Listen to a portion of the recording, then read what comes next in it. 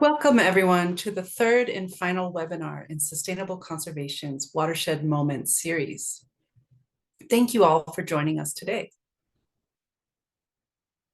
And also to our generous sponsors, Environmental Science Associates, Holland and Knight, and Spotswood Estate Vineyard and Winery. Thank you for supporting our Fall 2023 webinar series and for sharing Sustainable Conservation's vision of stewarding our most precious natural resources for all Californians. My name is Aisha Massel, and I am the Water for the Future Program Director at Sustainable Conservation. Before I introduce the topic of this webinar and our special guests, I want to give some background on sustainable conservation.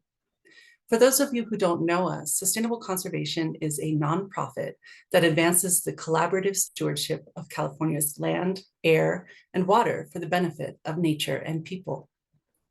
All of Sustainable Conservation's programs advance water solutions in California, which is why our three-part fall webinar series, Our Watershed Moment, has explored how we can bolster climate resilience and ensure reliable irrigation supplies for farming, sufficient flows in rivers for fish and wildlife, and clean and reliable water for communities. Our first webinar in this series focused on multi-benefit recharge. The second webinar explored habitat restoration and stream flow enhancement. And today we will focus on water for communities. As many of you know, sustainable conservation delves deep into managed aquifer recharge, which is essentially taking excess flood flows from storm events and spreading the water onto land in order to percolate into the soils and replenish our groundwater reserves. It's a simple concept, but there are a lot of things to think about, including asking the fundamental question, for what purpose are we recharging groundwater? This is a topic we are exploring quite a bit here at Sustainable Conservation. Namely, how do we do recharge for multiple purposes that protect and sustain people and the environment? This brings us to our topic today, which is how do we ensure communities who are reliant on groundwater are able to access safe, clean, and affordable drinking water now and into the future? We know that groundwater recharge is just one piece of the puzzle, and our guests today will be talking about their work in the realm of community-based water sustainability. But before we introduce you to our panelists, we'd like to get to know our audience a bit better. We have 3 questions for you. So please scroll down for all 3. The first question is, where are you located? And if you can just click on the various options that are there. The second question is, what best describes your affiliation? And of course, if you don't see your who you are, where you're from in there, you're welcome to put it into the chat. And then the third question is, how would you rate your level of knowledge on the work being done to secure safe and reliable community drinking water in California? I'll just give a few minutes here.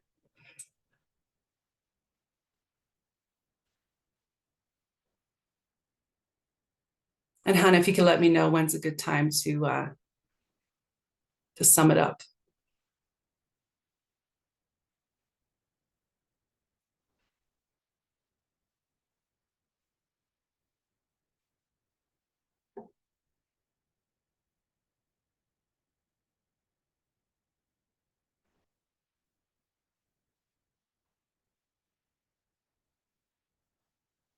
Okay, so I'm going to share the results.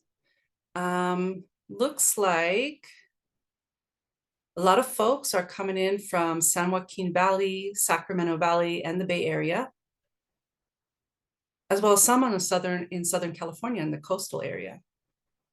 Of course, there's many others, and there's also some folks from out of state, which is great. In terms of what best describes your affiliation, let's see. A lot of folks from the nonprofit world, government, and other. It's great.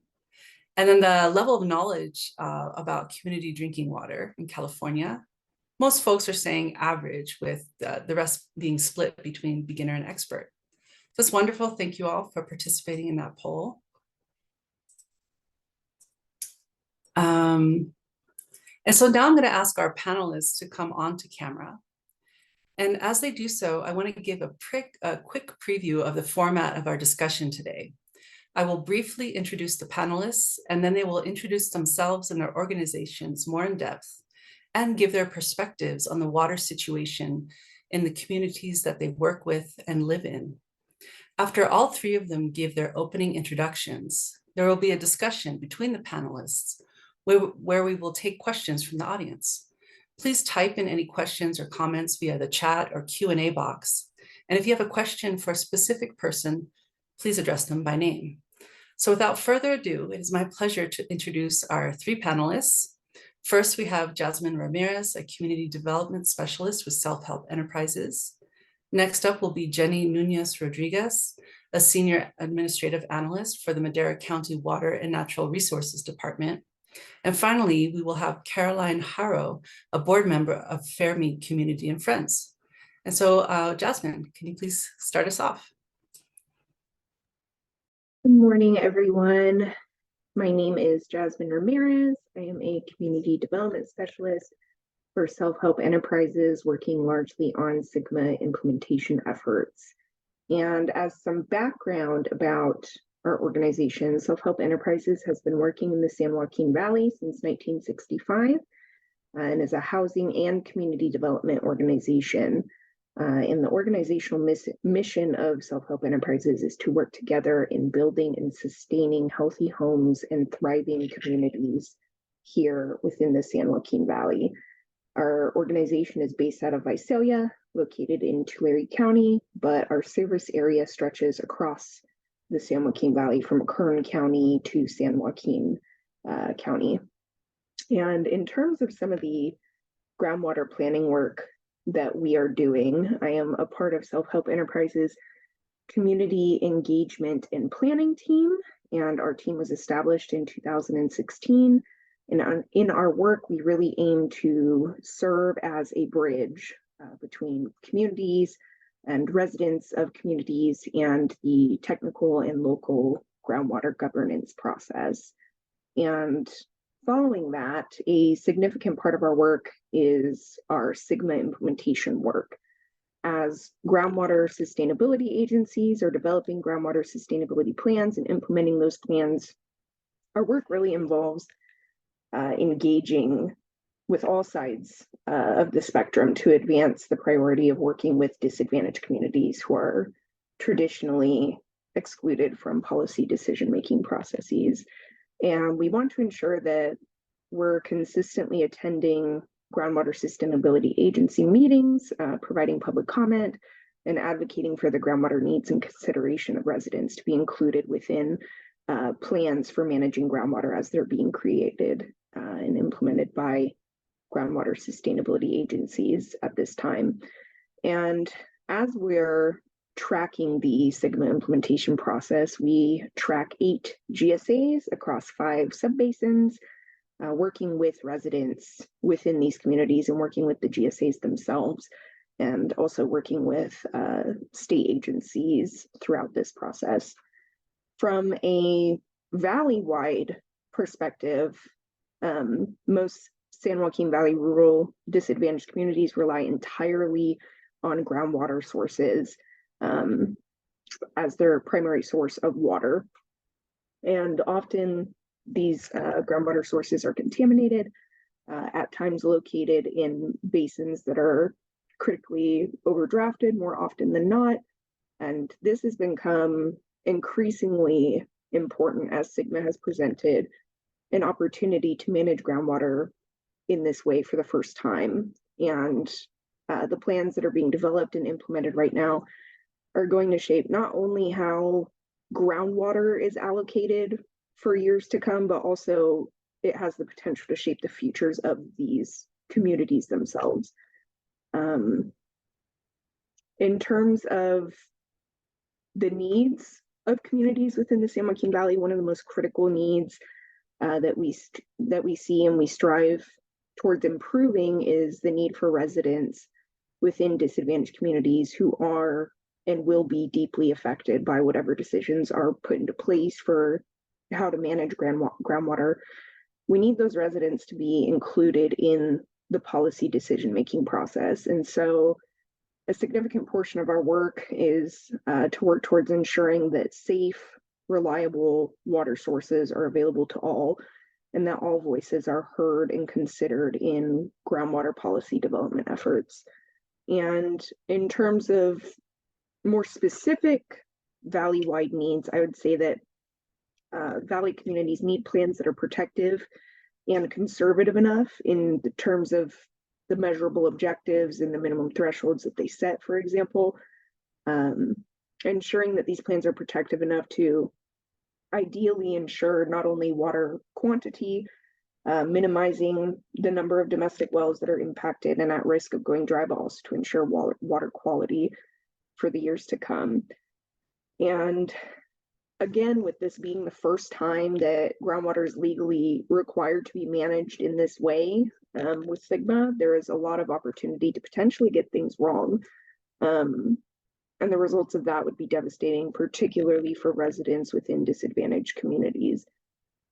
Just as one example from Tulare County, as of this past August, there was a total of 75 wells in Tulare County that had been reported to DWR's voluntary dry well reporting site within the last year that had gone dry, 75. And at that rate, this was as of August, but one well was going dry every 5 days within Tulare County. And as we know, dry wells impact the livelihood of Valley families. I'm sure we've heard or seen the stories, maybe even experienced the stories about communities that are completely reliant on interim water here in the Valley because their water is either contaminated or they don't have access to water. And thinking about this and kind of zooming outward, I think it highlights how critical this moment should be seen as an opportunity to get things right for all users of water. And we're truly at a crossroads right now for groundwater sustainability planning and how climate resiliency is shaped for the years and decades to come. So I'm really happy to be here and I look forward to this conversation. Wonderful. Jenny? Yes, good morning, everyone. My name is Jenny Núñez Rodriguez, and I'm a Senior Administrative Analyst for the Madera County Water and Natural Resources. I've been working in the county for almost close to 3 years now. And previously, I used to work in the Social Services Department for Fresno County. So that kind of helped me to bring that connection when it comes like some of the other needs that community members have. And how can this be related to water? I'm originally from Lima, Peru. And when I came here to the Valley, I've been living here in the Central Valley for almost 8 years. And it kind of helped me to develop a different mindset of people that have access to surface water and they just open the faucet and the water is there. And people that rely on domestic wells, which is a different system from what someone that has been living in an urban setting is used to.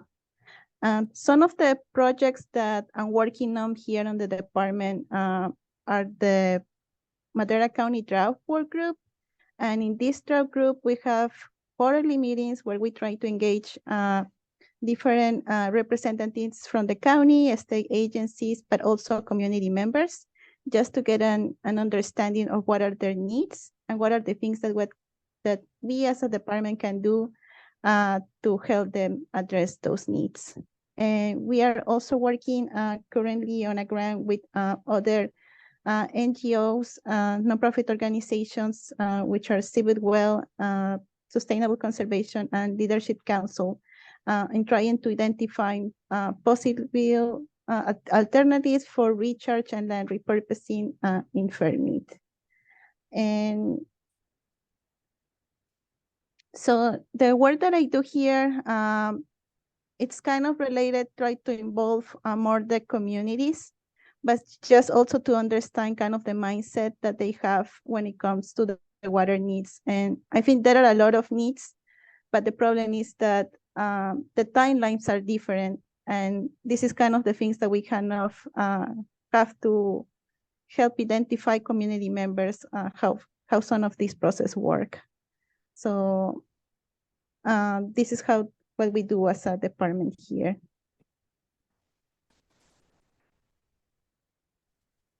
Thank you, Jenny.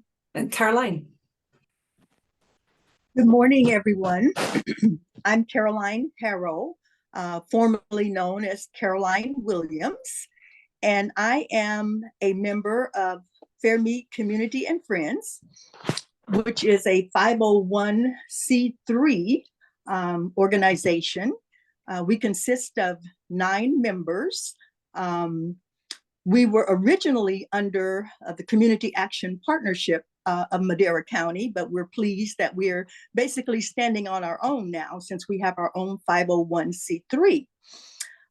This organization was started in 2007 by Barbara Nelson, and she had a vision after she and her late husband returned to Fairmead after having lived there, gone away and had their careers in the Bay Area, came back as retirees. And she noticed that nothing had changed in Fairmead from the time she left, probably in maybe the late 60s or 70s.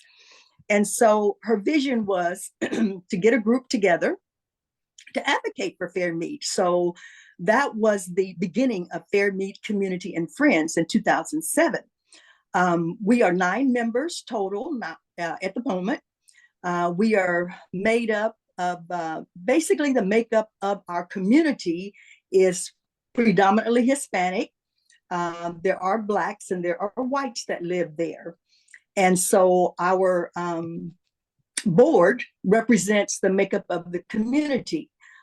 Of those 9 members of the board, 3 of them still work out of their home on a daily basis, and the other 6 of us are retirees. And so my experience with Fairmead started in 1972.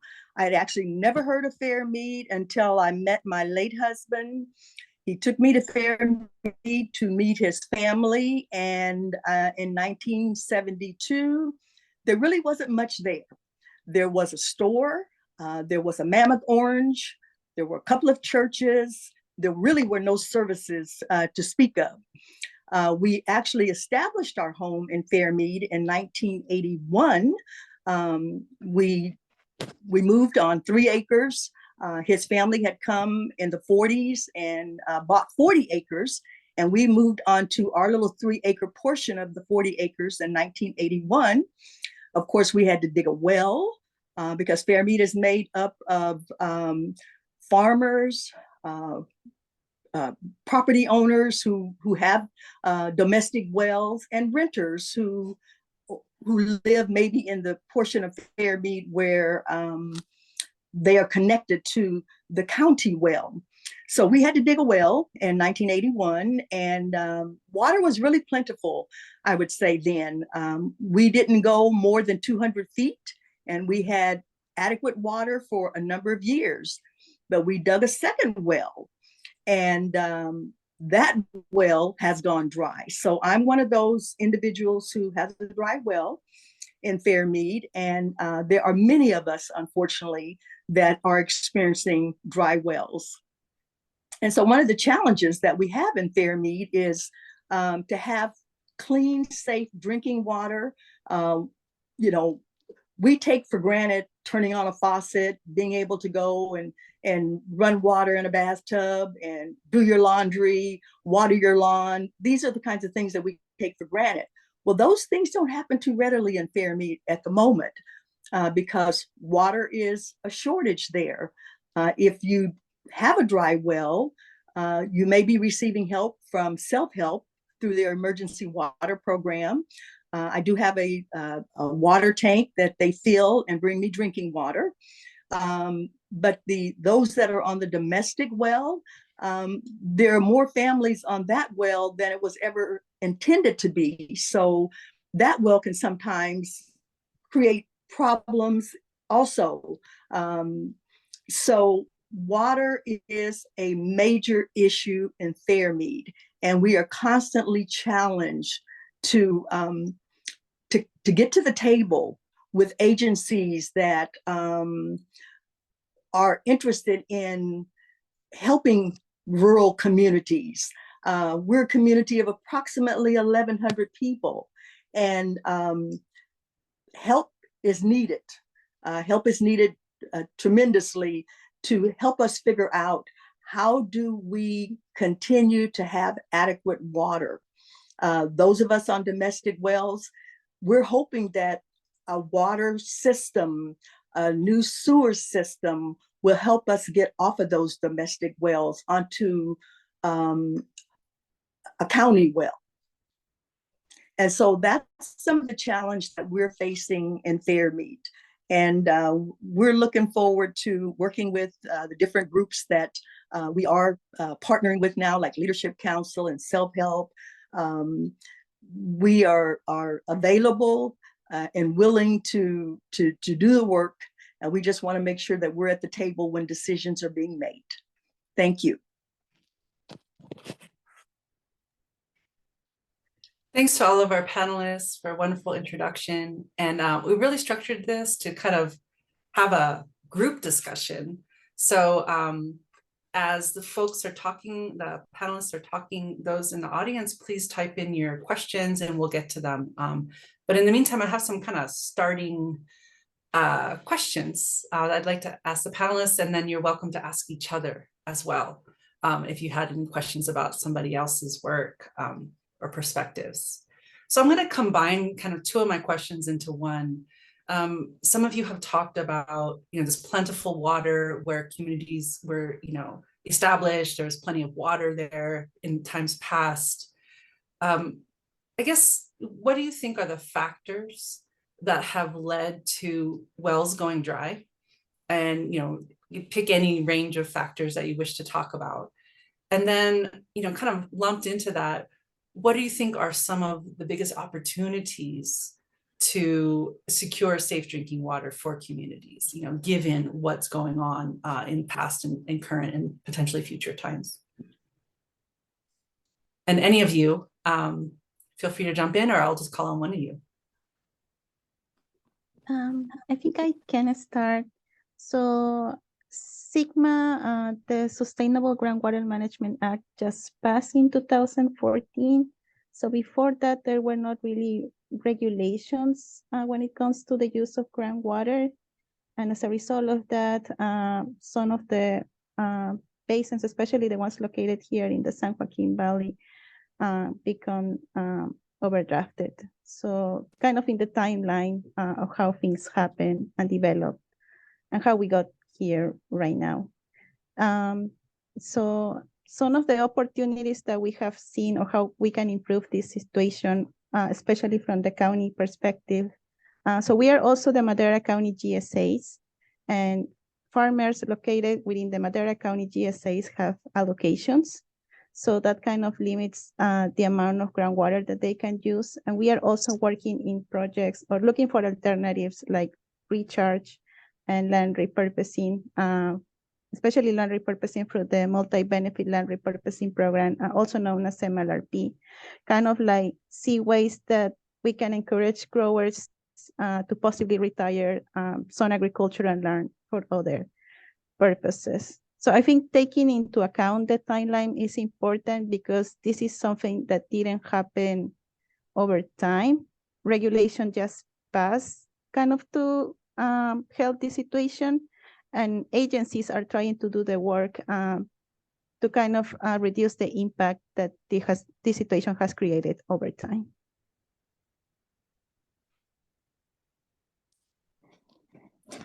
This is Caroline. It's already been mentioned, of course, about over pumping as far as our groundwater is concerned.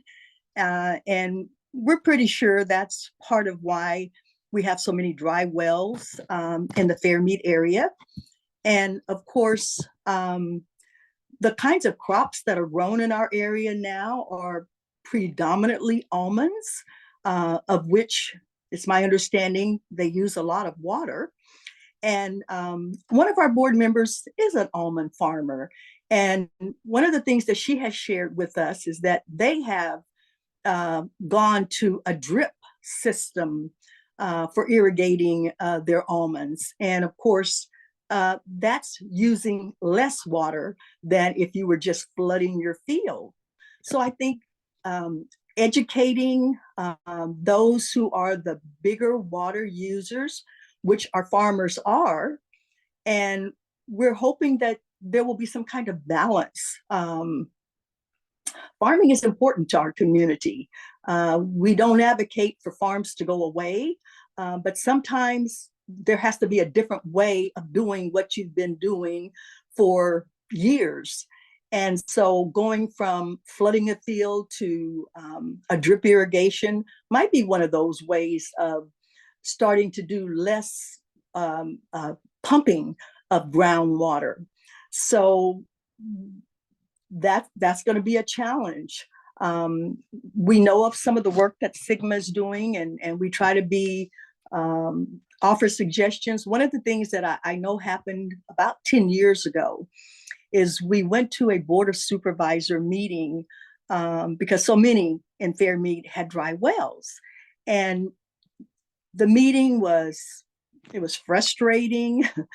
There was a lot of emotion. There were tears because when your well has gone dry, the quality of life changes dramatically when you don't have water coming into your home. And so we were asking for help from the board of supervisors. And at that time, there was talk about moratoriums. There was talk about putting meters on wells to control the amount of usage. And all of those things may be in the future.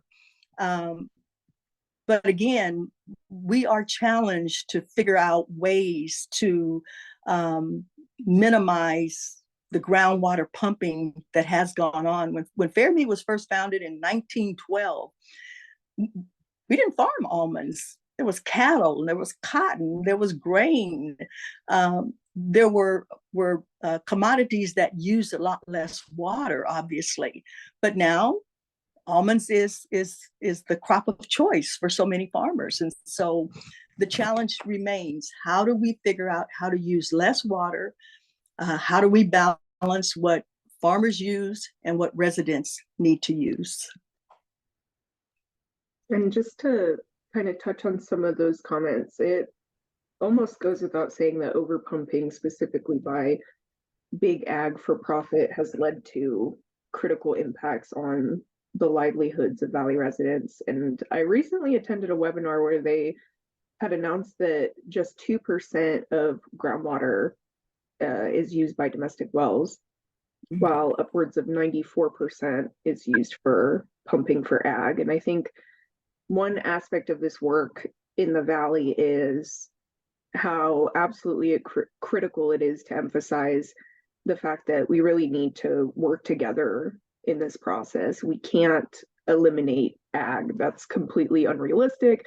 That's unsustainable, and that's not what we want. We want to see the ag industry be sustainable, and that's going to require a lot of changes, a lot of transformations. But the prosperity of the ag industry cannot come at the expense of drinking water for Valley residents. And we don't want to just allow but we want to ensure that all of our Valley communities are thriving as well. It can't just be ag water at the expense of everyone else. And the reality is that historically, that is how it's been. And so Sigma provides us with the opportunity to work together and to grow and ensure the livelihood of all Valley communities. Yeah, and if you all don't mind, just kind of jumping in on maybe some nuance to agricultural crops. From my understanding, almonds don't use a lot more water than a lot of other crops, but the difference, let's say, between almonds and any annual crops is that need to water every year, whether it's a drought year or a wet year. It always needs kind of the same amount of water year in, year out. And so it's kind of like built-in water need. Whereas if you have like an annual crop like cotton or other types of crops, you can be a little bit more flexible by maybe not planting one year if it's a very dry year. So there's from my understanding, almonds are actually pretty good in terms of, being able to work in drought conditions, but it's just that need for continual water that is probably, driving a lot of the groundwater decline. And others are welcome to jump in on that from our audience if you have different opinions, and from our panelists as well. I'm just wondering, kind of digging in a little bit more, Jasmine, to what you were saying. What do you think are some of the opportunities, like the biggest opportunities right now to secure drinking water supplies for communities? So, obviously agriculture has a huge influence on our groundwater decline. Obviously, a lot of communities depend on agriculture for their livelihood, and they're part of the communities as well. What do you think is a big opportunity to really kind of get into this balance that Caroline was mentioning? That is a really good question. I think that something that is incredibly important is just equitable representation in the water policy formation process, that GSAs do have the opportunity to do. And so one thing that we've been really interested in speaking to GSAs about is specifically designating 2 specific seats on their board committees, specifically for residents of disadvantaged communities and tribes. And while this isn't a legal requirement within Sigma, we definitely see this as being a space that residents could be able to utilize to be able to be more involved in the process and to have their voices and their needs heard and acknowledged in the policy formation process. And there are some GSAs that do have advisory committees for rural committees, for example, or rural communities, for example, but at the end of the day, a lot of these decisions are ultimately made at the board level. And so having those seats at the board level is something that we would like to encourage GSAs to take advantage of. I think that equitable representation is something that should really, I wish that it was a state required part of Sigma, similar to how MLRP has specific multi-benefit land repurposing, how their program has specific rules or regulations about the benefits that must be provided to disadvantaged communities, and how disadvantaged communities, there must be specific plans for how they're engaged throughout the process of multi-benefit land repurposing. I think that, or I wish that the state also had these types of requirements, because I think that without that kind of direction from the state to do something, a lot of times it can be overlooked by the GSAs while they're trying to accomplish other things that the state is asking of them in their plans, for example. Yeah, kind of tying into what you're just saying, Jasmine, for Caroline and Jenny, and also as you as well, Jasmine, as well. There's often sometimes, difficulties in communicating. Let's say there's a GSA that really wants communities to be involved, in the process. How do you guys recommend that someone who's interested in partnering with communities on these very important topics, like how do they engage? Things that I've heard about are kind of like meeting times, language at the meetings, preparation, follow-up. And so I'm just wondering if any of you have any, tips for folks who are interested in partnering with communities to really do it more effectively and with broader participation. This is Caroline again from Fairmead. Educating the community is so important when it comes to what GSA is doing and any other organization. Before COVID, we had community meetings on a monthly basis. At least once a month, we would have a community meeting. And during that time, we welcomed visitors coming in from various agencies and sharing with us what they're doing and how what they are doing could impact our community.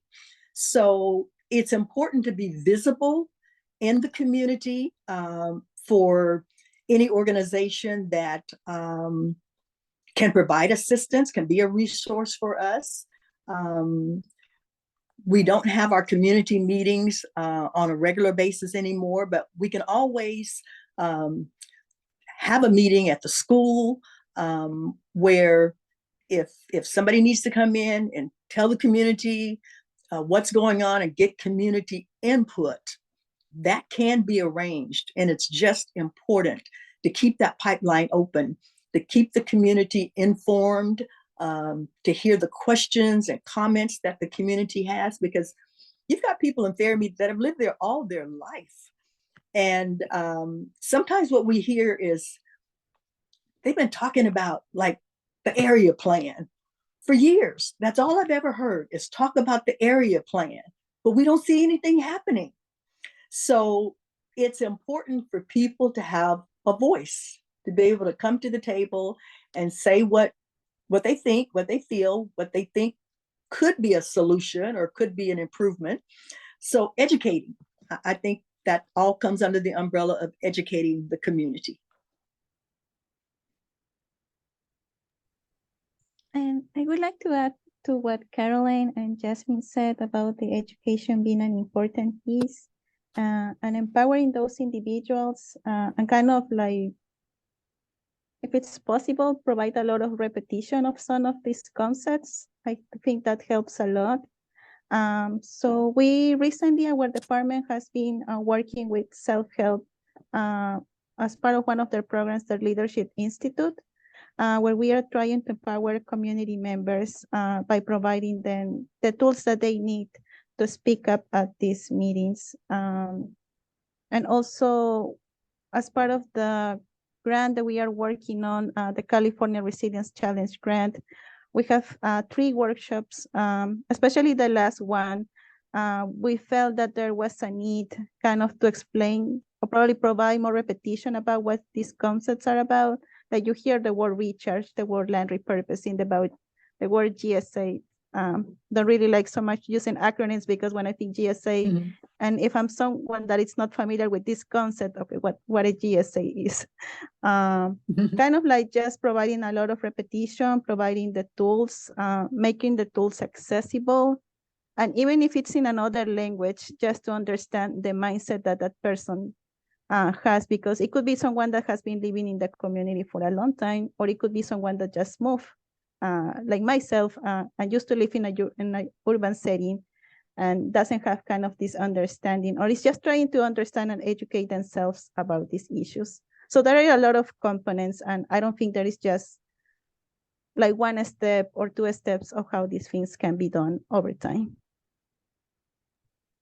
Absolutely. And just to kind of touch on some of those points, it's also incredibly important to encourage GSAs during this time to ensure that they're striving for equitable representation when they're having their meetings.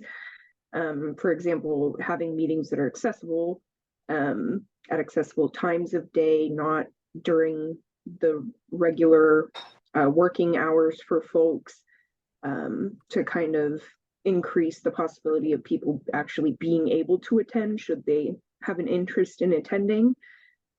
Also, not just having online meetings or in-person meetings, having hybrid options available to increase participation in those meetings, having the events or conducting the outreach for those events on days of the week where there is maximization of people that can participate. So for self-help, we find that Tuesday and Thursday evenings often work best. And we also encourage GSAs and other involved parties to use multiple strategies for conducting outreach for these meetings. Typically, the protocol is to just kind of send out an email to a listserv within 72 hours as required by the Brown Act to people who are already signed up for the listserv, and here's your notice that we're having this meeting, here's the agenda, and this is where and when it'll be. Instead of that, really encouraging to use multiple methods of outreach for meetings, door-to-door outreach when it's appropriate at accessible times where residents will be home, posting flyers at trusted or high traffic locations, direct mail outs, sending media advisories or press release to local outlets, including Spanish media outlets, and also just ensuring that outreach efforts are done bilingually, materials for these types of events, meetings, etc., are provided bilingually in English and Spanish, and also having translation services at these events. So I think those are all really important things to also kind of mention when we're talking about how communities can meaningfully participate in these types of meetings, not to even mention the technical language that is used at these meetings and how by nature these meetings are very inaccessible. Something that Self-Help has done is created a Sigma glossary of like common language that is brought up at these meetings, and it's available in English and Spanish to kind of provide residents who may not be familiar with the language. I'm 1 year into my work in the water field and I'm still learning the language, and so it's an incredibly difficult process, but those are all definitely important things to consider as well. Thanks for all those resources, Jasmine. And I would just say my experience working with Fairmead Community and Friends, they've done a phenomenal job in getting the community out to their various events. So I think folks who have experience know how to do it. And it's just about connecting with them, you know, and asking, right, with all of you, like what works, what doesn't work. Mariana, you had a chat in here about what skills or information you think would be most valuable for community members that are interested in being more engaged in water issues. I think, you know, our panelists did speak a little bit more, but if you have more questions, please feel free to enter them into the chat. There's one question I want to get to one of our audience members is for folks who are facing a dry well. Maybe you can give some information about, you know, what if their well goes dry? How do they get water? Who do they contact? What are their options in terms of the various programs out there?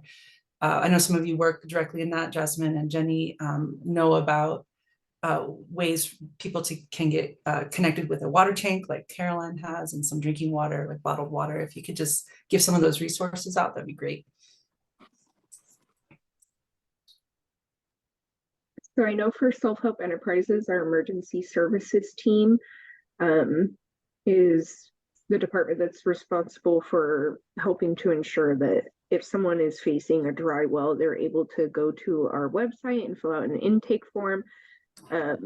It's very brief. I think it's maybe 10 questions at most regarding just basic information about your well to provide you with some interim water supplies.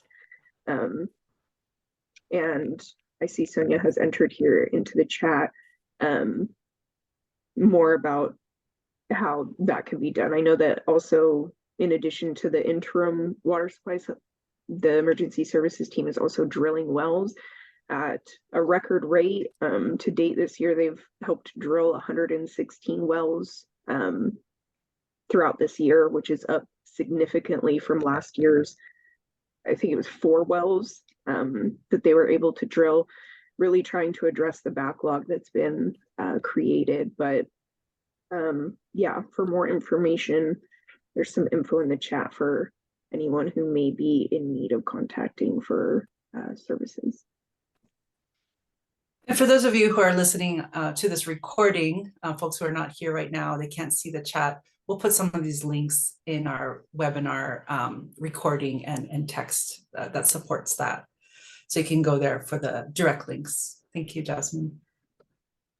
Okay, ahead. I'm sorry, Aisha. So for our department, when we receive calls with someone experiencing a dry well or just need bottled water or an emergency tank, we connect them with Self-Help Enterprises, and we also try to send them the information that they need. Yeah, self-help enterprises is really doing so much work helping people with access to water in the valley. They're really the go-to organization, right? I would say for if your well goes dry. There's a couple of detailed questions in the chat that I think are maybe something that we can get back to folks potentially. But maybe if you can give kind of a general, anyone who knows these answers, if you know what are people paying for water, so that might either be a domestic well, maybe the electricity with pumping, or if they're connected with a system like a small community drinking water system, what was the typical rates that they're paying for water? And other things are a little more detailed, so I just would stay with that question for now.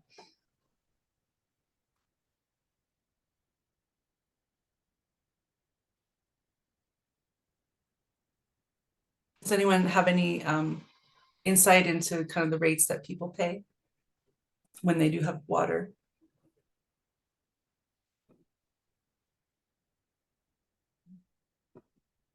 I think maybe that's something we'll get back to. Oh, sorry, go ahead, Jenny. Yes, if they are a domestic well owner, as far as I know, they will not have a water bill, but they will have an electricity bill. So I think, and that's when I come like with this conception that I had when I used to live in an urban setting, and I was used to have a water bill. And then when I came to the valley, I noticed that some people don't, but they still have the electricity bill that they need to pay if they are a domestic well owner. I hope this answers the question. Great. And in terms of some solutions, I see a chat question. Would you folks recommend rooftop rain collection and storage for individual families?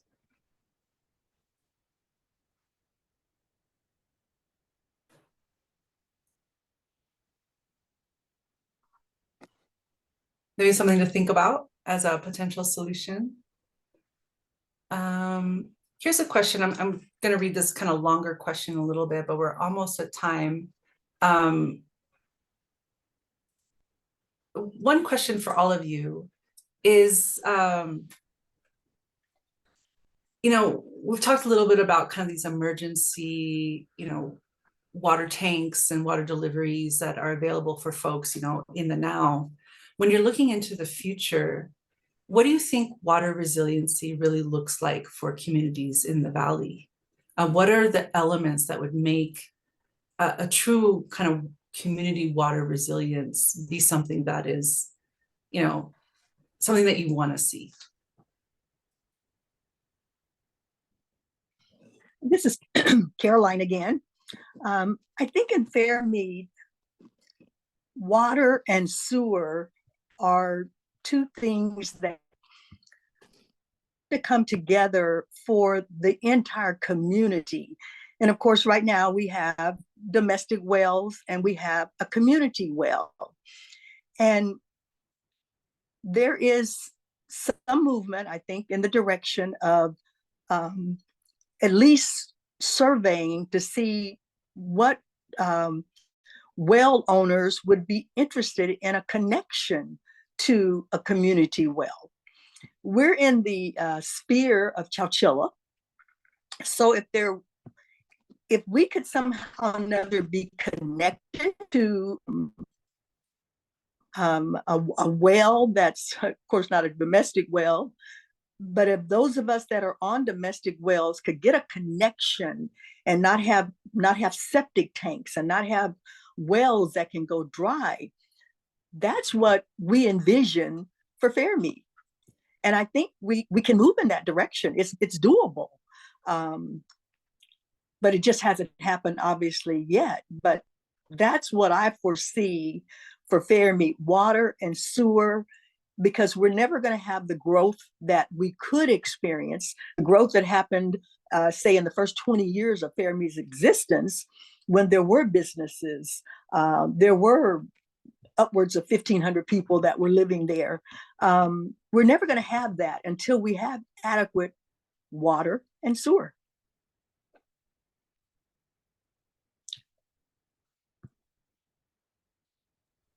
I think that when I envision thinking about what things would look like, um, I think a lot about this reoccurring theme of balance, and also thinking about how at the end of the day we have the same goals, and we really need to work together in this process to get to a place where everyone is able to have access to clean, reliable, affordable drinking water. And I think that one of the misconceptions is that we're trying to stop ag in general and take away their water, when really we're trying to get basically just basic needs met of people. People shouldn't have to be living without water for drinking, bathing, cooking, etc. That is a basic human right. And so when I think about the future, I think about a place where it's a more level playing field.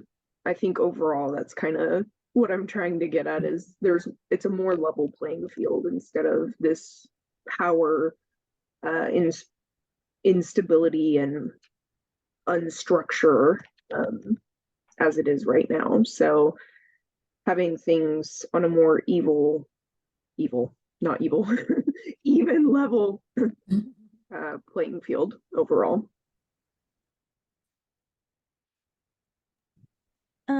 For me, especially working for the public sector, when I think about water resiliency, I think about how we can develop some plans and start to identify those needs and how can they be addressed before we get in a more complicated situation. And listening to all the parties, not only one specific group, but every party that is going to be affected and is going to be impacted by the not having access to water. So this is what I think when it comes to water resiliency. And I think like Jasmine and I think also Caroline mentioned, like working together, like the ag sector, like the community, the local organizations, NGOs.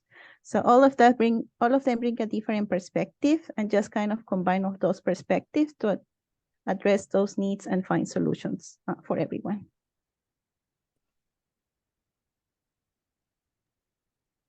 Yeah, we have some folks in the chat talking about water recycling and reclaiming, so that water isn't just used once. So for instance, maybe gray water you can use, to wash your hands and then water your garden, things like that.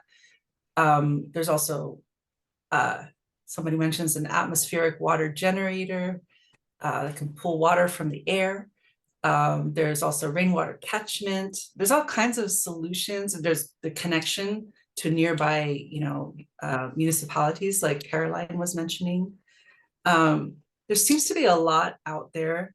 Of course, in theory, they're all a lot easier than, in getting them done. For instance, connecting a septic system, it takes many years, but it does just it takes the willpower and the perseverance to get through that, and the money as well.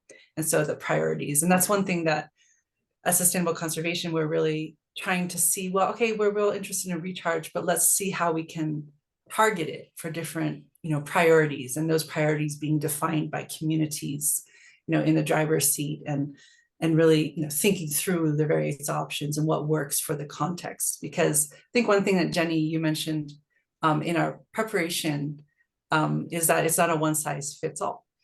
Every community is different. Everyone has different needs and different access.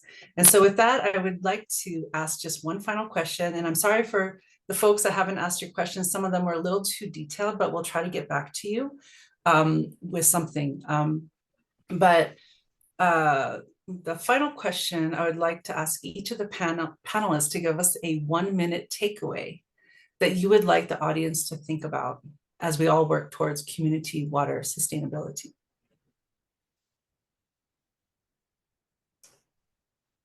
And Caroline, I guess maybe we can start with you. Okay, that's fine. Thank you. We have a dream and faith.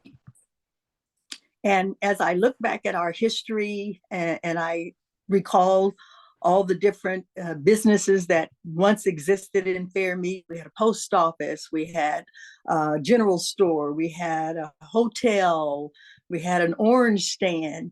Fairmead had a real future when it was begun. And Fairmead still has a future. But we kind of have a little bump in the road now with this water crisis, you might say. But I'm seeing it as an opportunity in disguise.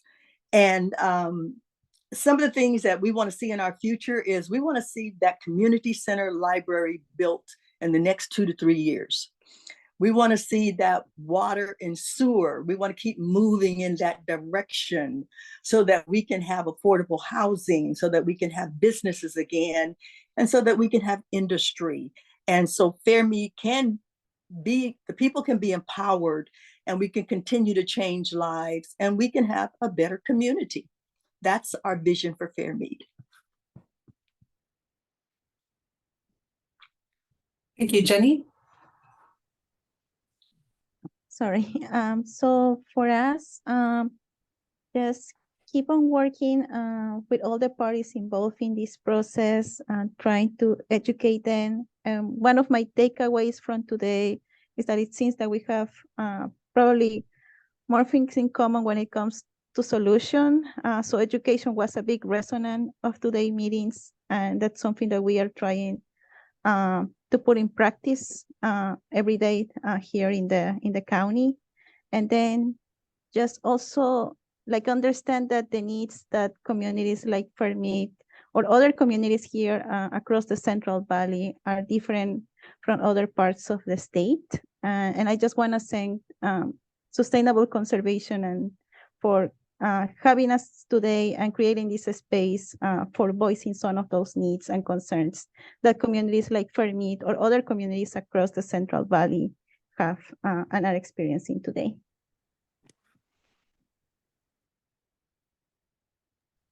And I think for me, so as I had mentioned, I'm new to this space of water and I've been working in it for a year now.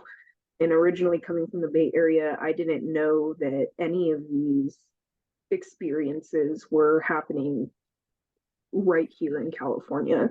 And to kind of echo Jenny's comment, I think that it's super important to hear these experiences, hear the needs of residents here within the San Joaquin Valley, and with due diligence work towards addressing those needs.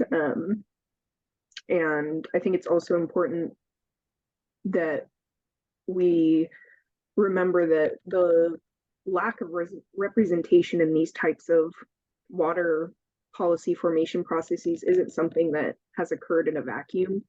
And it's not exclusively specific even to just the world of water. It's the result of many things, just one of them being the long-standing and deeply embedded power structures that aren't even necessarily unique to the field of groundwater planning, but ultimately have play in whose voices are represented in policy formation processes in general. So I think that confronting those power structures, hearing these stories, doing our due diligence to disrupt the status quo is very important. Well, thank you all for being here. And there's some really wonderful comments that we didn't get to everything. But I just want to, close with a big thank you so much for Caroline, Jenny, and Jasmine for being with us today and for sharing your wisdom and your experiences. We greatly appreciate it. And thank you to everyone who tuned in. We hope you enjoyed the conversation. We've put the websites of our panelists' respective organizations in the chat if you'd like to learn more about their work. And again, we'll have that also on our webpage where this recording will be. And so this is our last webinar for 2023, but we look forward to connecting with you all again in the spring. And so thank you very much.